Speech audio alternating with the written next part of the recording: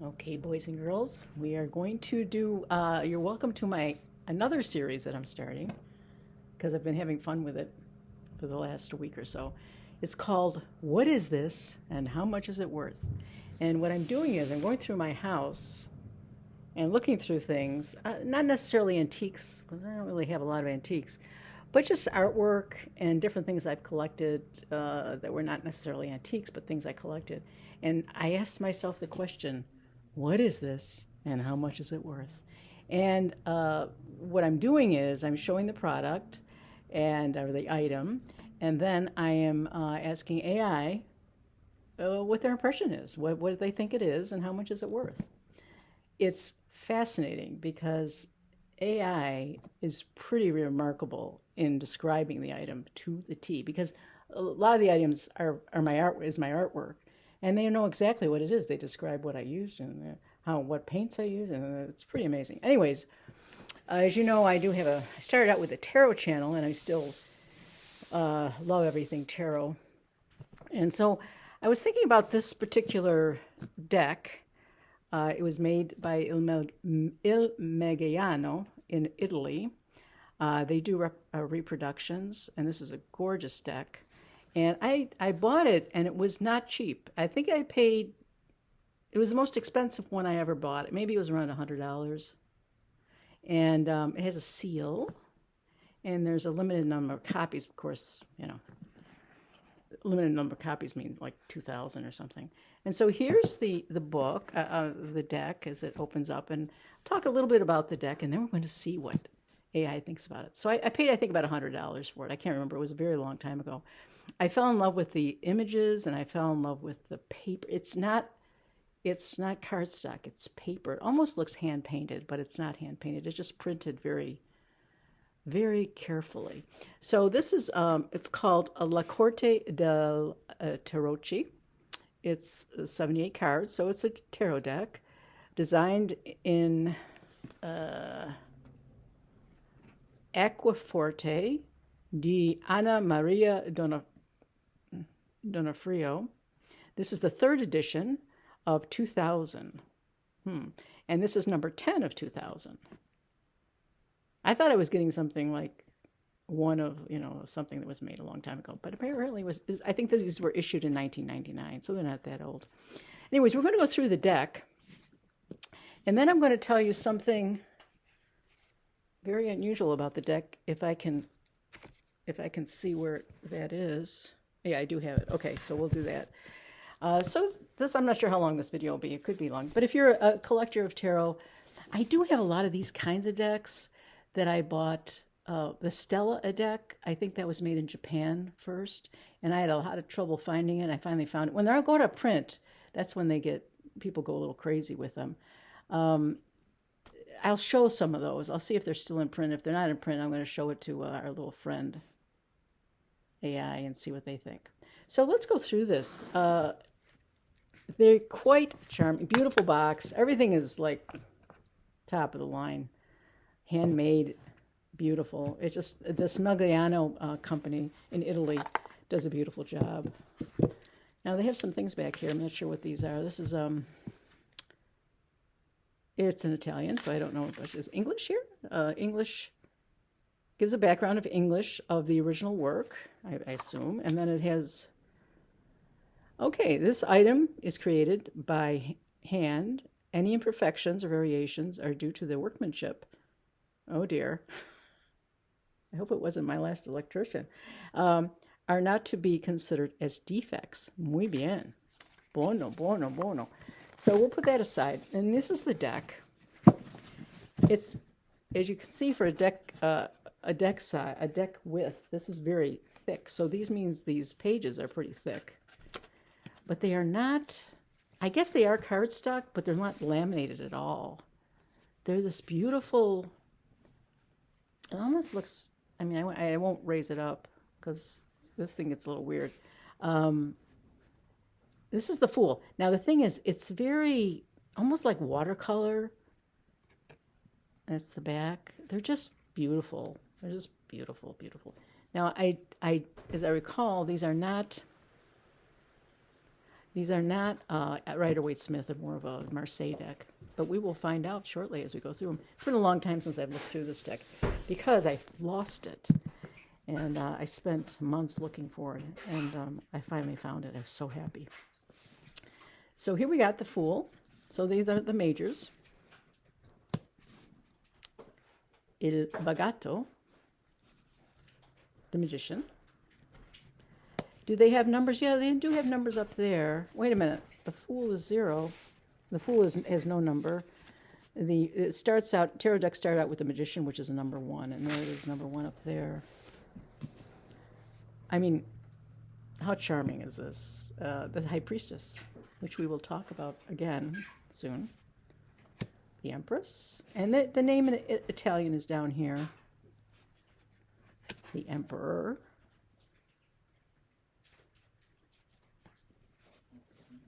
Il Papa. That's the Pope.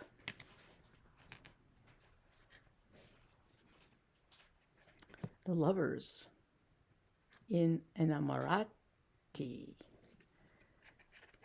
Chariot. Il Carro. Speaking with a Spanish accent. El Carro. I don't know if they roll their R's in Italian, but I roll my R's. Porque soy una española. La Gistizucia, with Justice. Again, they have women. This looks like a woman. This looks like a chariot man. The Hermit. So very readable so far, as you don't really have to know Italian or anything. You can just look at the number or just look at the image. Force, which is called Strength, La Forza, and it's with it looks like a bear or something. Hangman.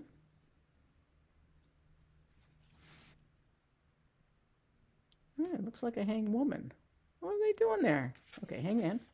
The Death card. La Morte. La Temperanza. Temperance.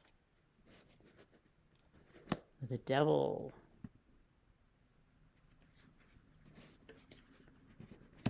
The Tower. The Star. It does have a lot of this was done before Rider-Waite-Smith, so Rider-Waite-Smith could have taken some things from this deck rather than the other way around. La Luna. Or maybe not. No, this was done in 1999. RWS was done at the turn of the 20th century, like in the early 1900s. But this was based on an older deck, so I'm not sure how much poetic license was taken. Il Sole. That's the sun. Judgment. And the World. So very, very, very cool. Now, I'm thinking this is Pentacles, the Ace of Pentacles, the Two of Pentacles. Now, with this deck, like every Marseille type deck where it doesn't have the clearer images the well-known images that the Rider-Waite-Smith has, you can read these numerologically. Twos mean, it's a coupling, it's a working together, it's that's right. Threes is creativity, a breaking through, having a breakthrough. Three of Pentacles. Pentacles are earth sign, so whatever is earthy would be a pentacle as well. Four of Pentacles. The Five of Pentacles.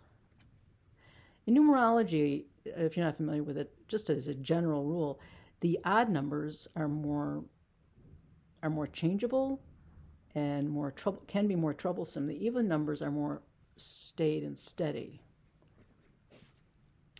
So this is a Five of Pentacles, the Six of Pentacles, the Seven of Pentacles. These do stick together, but I never use this deck. Eight of Pentacles. Nine of Pentacles. Ten of Pentacles. And then we get into, now it's interesting how, I never noticed it before, but I do notice it now, how the borders here, they're handmade, I guess, so that was their excuse. They're not even on this side. But that's part of its charm. The important thing is you see you still get the whole picture in that reproduction.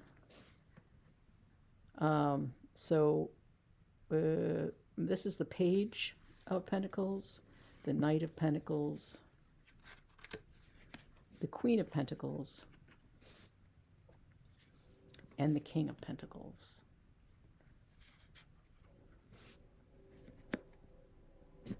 Swords. The Ace of Swords, the Two of Swords, the Three of Swords, Four of Swords, Five of Swords, Six of Swords. So you can see, just from the not knowing anything about numerology, you can see how the odd numbers are always bringing in a new element.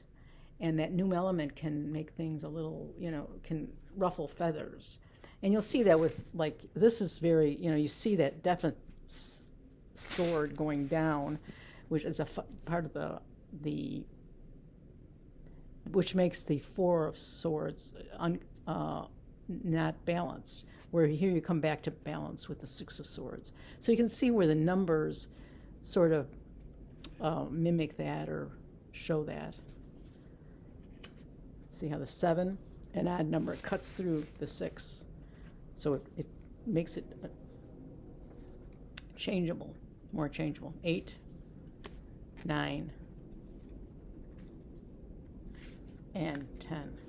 Again, these are not the most gorgeous deck. It's not the most gorgeous deck. But then if you lay them out, I think they would be quite impressive. And then we have the Page of Swords, the Knight of Swords, the Queen of Swords, and the King of Swords. Swords are about communication and any kind of communication, like thought, speech, written word.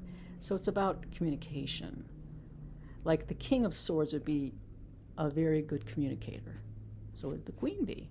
Only, they have different, one has a masculine energy, one has a feminine energy. So just to give you a rough idea how tarot was actually read, it's read in many ways, just not the image, but also the numbers and the elements. We have our cups. Cups is the water element. Ace of Cups. Emotion, feelings. The Two of Cups. Now here's unusual. This is unusual because they have actually a person in this image. Two of Cups is also known as the mini Lover's card, I think, as I recall. Yes. Three of Cups. Four of Cups. Five of Cups. Six of Cups.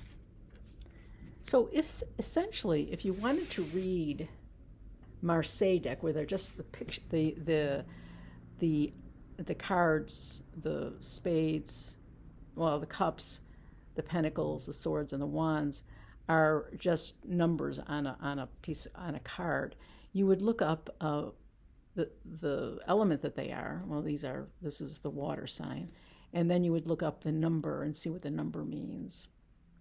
Like number 7 is spirituality.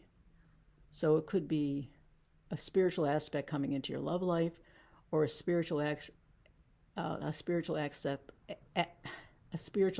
that comes into your life, like something that you become more spiritual and it becomes more of your life, your internal world. 8 of Cups, 9 of Cups, and 10 of Cups. The reason why Rider-Waite-Smith has gained in popularity is that there's more pictures, contemporary pictures. They're not necessarily completely contemporary. Certainly the modern decks are. But the Rider-Waite-Smith was done in 1909, and so there's a lot of pictures. So the pictures also, they don't deal so much with the numbers as with the picture that they're showing you. So it gives a little bit more, no more homage to what it is as far as how to read them.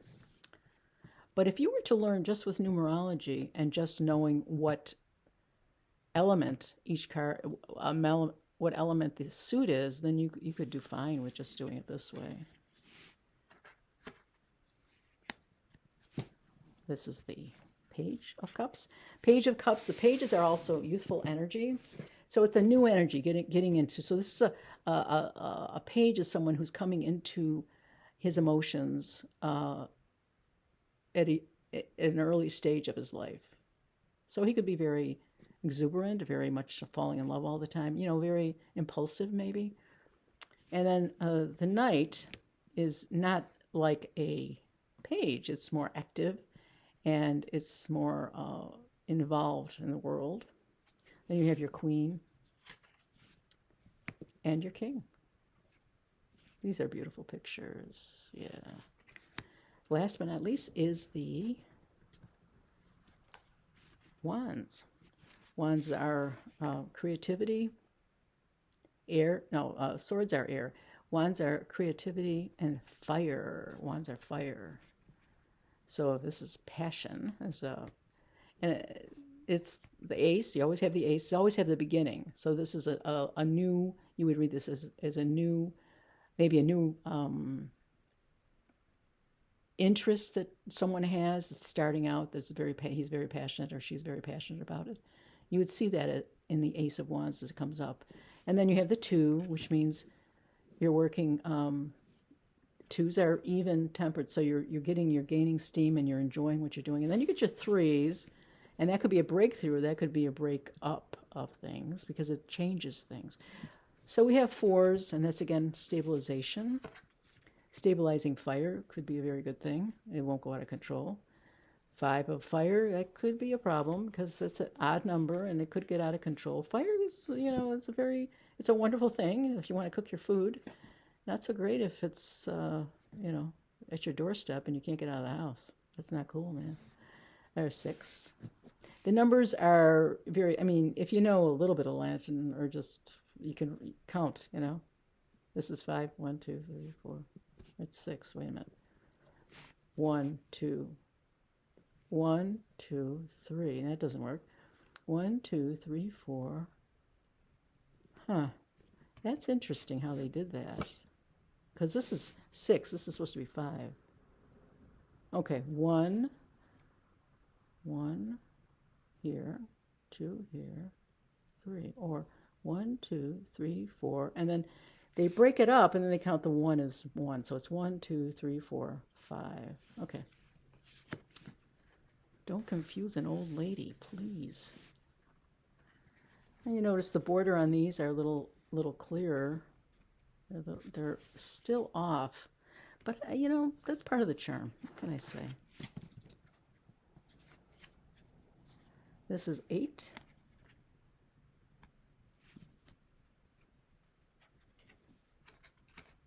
I guess they go by the length unless there's something crossing it, because this is 9, 10. As I said, this is fire, the Wands. And you also, wands can be also shown as trees because they're made of wood, clubs. So you have this greenery, which is nice, a nice touch. Page, Knight with the horse, and the Queen, and the King. Now, so what is this, and what is it worth? Well, I checked with AI, and I'm going to tell you what they told me. This is, let's put this back a little bit so we don't get so confused. Yeah.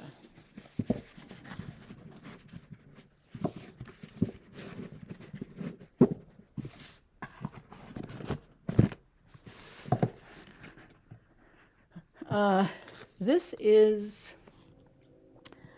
it says, this is the real Il Meneghello, La Corte del Tarocchi we were talking about, and yours is a particularly nice copy. It is La Corte del Tarocchi, that's said with a Spanish accent, a 78 card tarot by Italian artist Anna Maria Donofrio, published in Milan by the artisan house Il Meneghello. Donofrio created the deck in 1999 using a medieval visual vocabulary with traditional tarot symbolism. The original artwork was produced through etching techniques.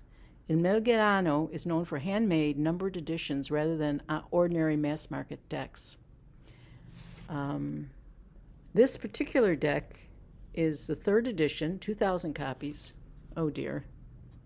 I think I lost some money on this deal. Of Milano in 2016. So I think I bought it when they came out, the 3rd edition. It's number 10, obviously. It's number 10 of 2,000. That is a very low number. Oh dear. The wax seal, over here, original presentation box, numbered limitation, and early serial number all make it more interesting to collectors. Well, oddly, the lower number is more collectible. Who knew? Well, so what's it worth? There are 2 different markets here. Il Meneghello currently sells a later current edition for only about £45, or 45 euros. So this isn't a deck where every edition automatically becomes hugely valuable. Because they keep, see, if a company keeps publishing them, they're not going to be building worth or, improving in value. So if they keep publishing it, that could not be the best thing. When they stop publishing and they never publish again, then you got something worth collecting. But you don't know that unless you're psychic or something, or you work for the company. What? So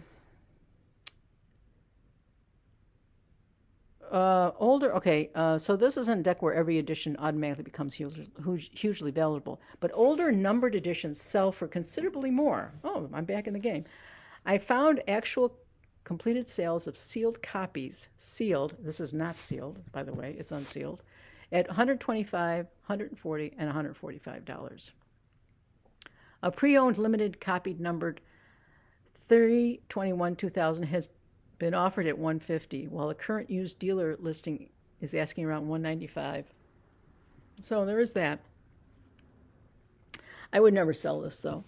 This would be in my special box for my children that will conveniently, I'm sure, be taken to the outside and burned.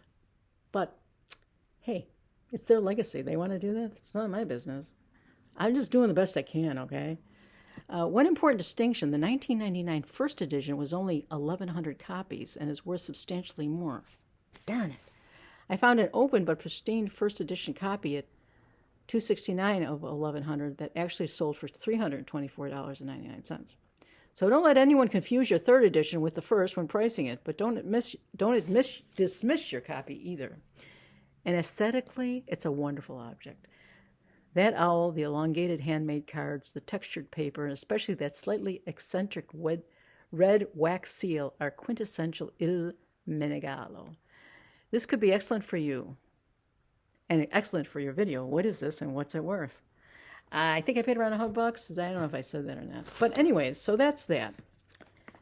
Now we're going to segue, remaining on the topic, but going a little bit off to something else I purchased. And very recently, because I saw it, and then I thought, oh my goodness, this might be just what the doctor ordered. And it is over here. Let's see. What is this? She says. Oh, what is this little number? Ooh. I bought this for $4.53. Oh, wait a second. No, we've been putting this over here. Oh, no, don't get out of... Come on back. Come on back. Come on. Come on. Bought this for, I think... No, maybe it was $5.25 or something. It was $5, not $500. This is... We got the back. I got the back. See, very similar. Very similar. Only not exactly similar. I got this on Temu. Tuck box. They called it the deck was made from paper. So I was immediately intrigued because I wanted something papery, not laminated. But so I got it, and it's laminated. These are real cards. You can tell by the thickness. This is not, this, I think this is a book deck. This is that deck, So these are laminated. This is a card stock that's laminated, so it's very shiny. But let's go through this one and get to see what it's like. So you can buy these on Amazon. Not Amazon, Temu. I think they were still for sale.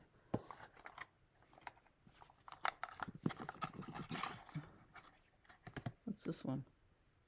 Oh, the King of Spades or something. Okay, we'll go through this real fast. The colors are, because they're on cardstock and they're laminated, they're a little more vivid. I'm not sure it shows it so much in the video. Looks kind of washed out. The lighting in here today is not very good. I have to work on that. Should I show them side by side? I don't think I have to show them side by side. You can go back. So the colors are a little more saturated, but they're shiny, and they're cardstock, like when you're playing cards. But they look kind of the same. Now, if you were to read with this deck, and you got to love this deck, the special one, how this would come into service for you is you would use this deck to read with, and then keep the other ones special to the side. I mean, that's a very good way of using this. So then, same. So it's same.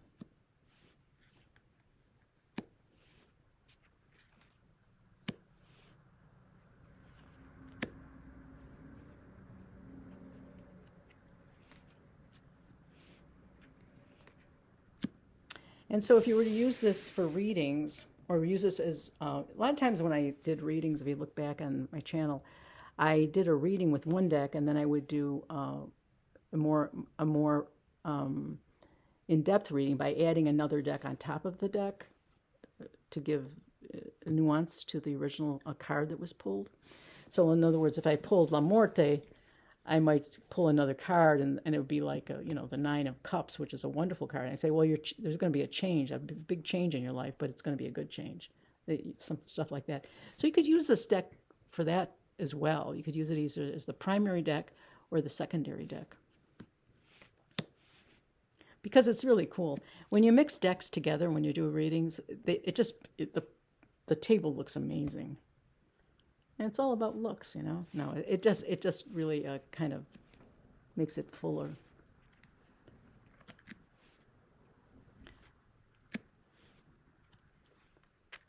And the World card. So there you have it. I don't know if I'll go through all of it. It's not as exciting.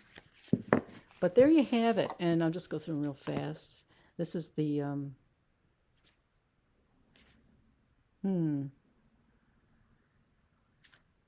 These must be the clubs.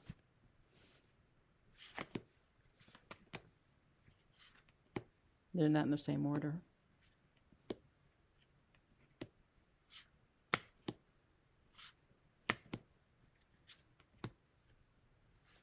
Yeah, they're the green people. See, they have the same green in there. The clubs are the wands. They're also fire. Okay, here are your pentacles, the earth sign.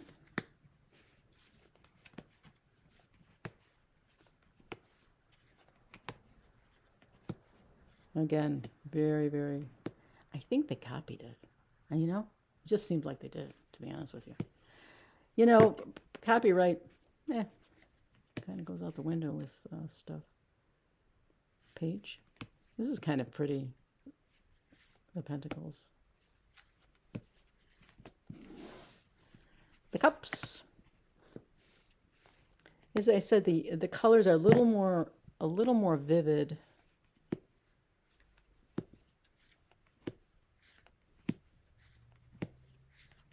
I went on Temu just today, as a matter of fact. Whenever I get in a buying mood, I don't go to Amazon. I go to Temu because you can spend like $20 and get all this stuff.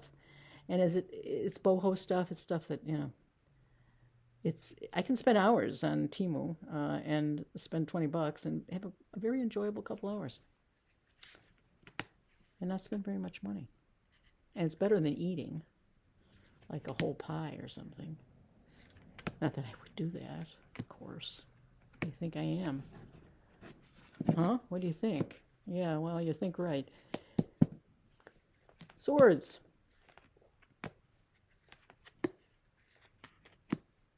This is kind of cute. These things are kind of nice up here. I like those. Well, Miss Donofrio did a beautiful job with this. Page, Knight, Queen, and King. So there we have all our little cards that are from Temu. And so if you have, I mean, I would definitely use this deck. I like using the Marseille. Bring this down. Come on down. Come on down here. Come on.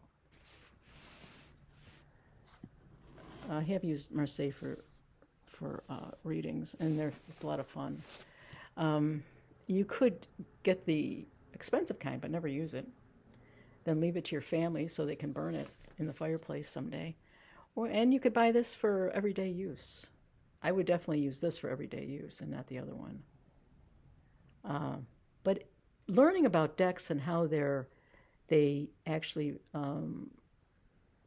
are an investment if they become collectibles is interesting, because now I see there's a lot of hoops you got to go through to make a deck grow in value, and you always have to find a buyer as well, so that's always an issue. So I'm not sure investing in tarot decks is the way to go. I don't know, maybe investing in AI would be better. I don't know, I could be wrong. Anyways, thanks for watching, and I hope this voice is somewhere on this video, because it looks like I didn't turn the sound on. Oh dear. Have a great day.